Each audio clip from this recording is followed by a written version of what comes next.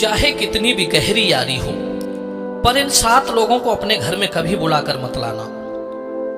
दर्शक बंधु, आज का विषय आपके लिए बहुत ही लाभदायक और हित भरा होने वाला है।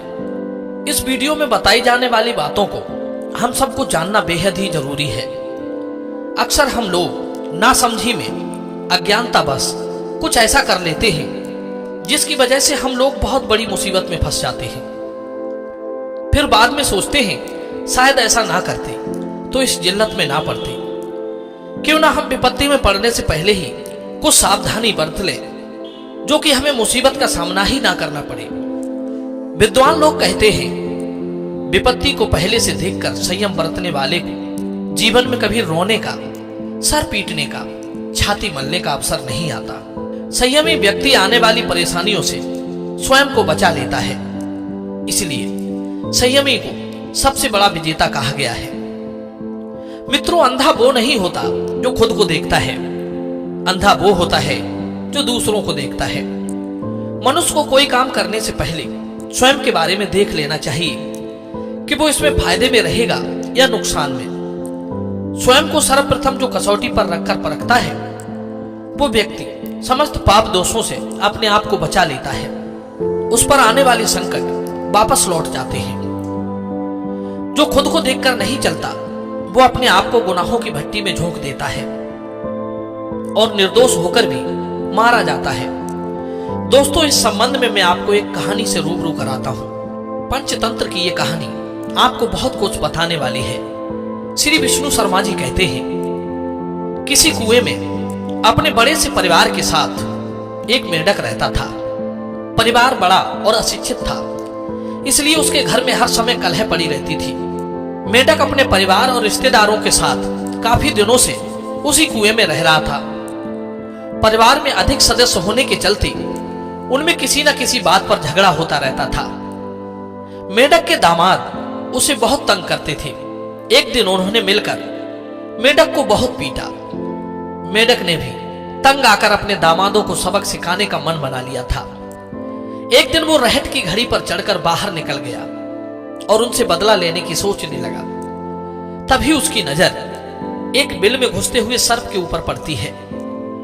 मेंढक को बदला लेने का उपाय सूझ चुका था। उसने सोचा क्यों ना मैं उन दुष्टों को इस सर्प से नष्ट करवा दूं, क्योंकि कूटनीति ये कहती है कि अपना काम साधने के लिए शत्रु के सामने शत्रु को और बलवान से बलवान को भिड़ाना चाहिए, क्योंकि ऐसा करने से दुश्मन को मारने में कोई तकलीफ नहीं होती। कहते हैं जिस तरह कांटे से कांटा निकाला जाता है उसी तरह दुख देने वाले शत्रु को शत्रु के द्वारा ही नष्ट करवाना चाहिए। यही सोचकर मेंढक सर्प के बिल के पास पहुंच गया और उसे मधुर आवाज में पुकारने लगा, हे भाई सर्प, मैं मुसीबत का मारा मेंढक आज आपकी शरण में आया हूं। मेरे रिश्तेदारों ने मिलकर मुझे बहुत पीटा है। मैं अपनी जान बचाकर घर से भाग आया हूं, वरना वे लोग मुझे आज मार ही डालते। अब तो आप ही मेरी मदद कर सकते हैं। आप उन्हें खाकर अपनी भूख मिटा लेना और मेरी परेशानी भी दूर हो जाएगी। आप मुझसे मित्रता कर लो। मेंढक की आवाज सुनकर सर्प ने सोचा, पता नहीं मुझे कौन आवाज दे रहा है। बुद्धिमान लोग कहते हैं जिसके सील का, कुल का और स्थान का पता ना हो उसके साथ मित्रता नहीं करनी चाहिए। हो सकता है कि कोई मुझे इस प्रकार बुलाकर बंधन में फंसाना चाहता हो।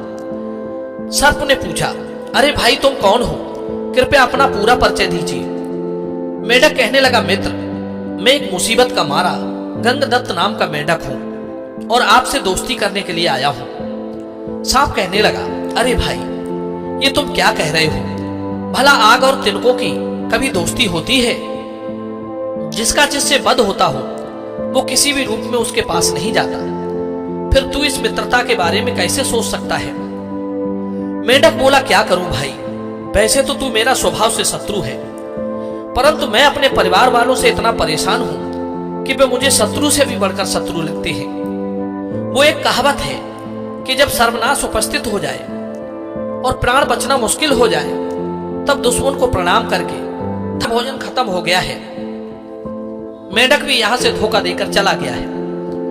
अब तुम एक काम करो, तुम जाओ और वो मेढक पास के ही तालाब में गया होगा, तुम उसे बुला लाओ। सर्प की बात मानकर गोहो मेढक को ढूंढती हुई पास के तालाब के पास पहुंच गई और उसने सर्प के बुलाने की बात उसे बताई। मेढक कहने लगा, अरे गोहो, जा जा जाकर उस दुष्ट से कह देना कि गंगदत्ता अब उसके जाल में फंसने वाला नहीं है। वो पापी है, धूर्त है,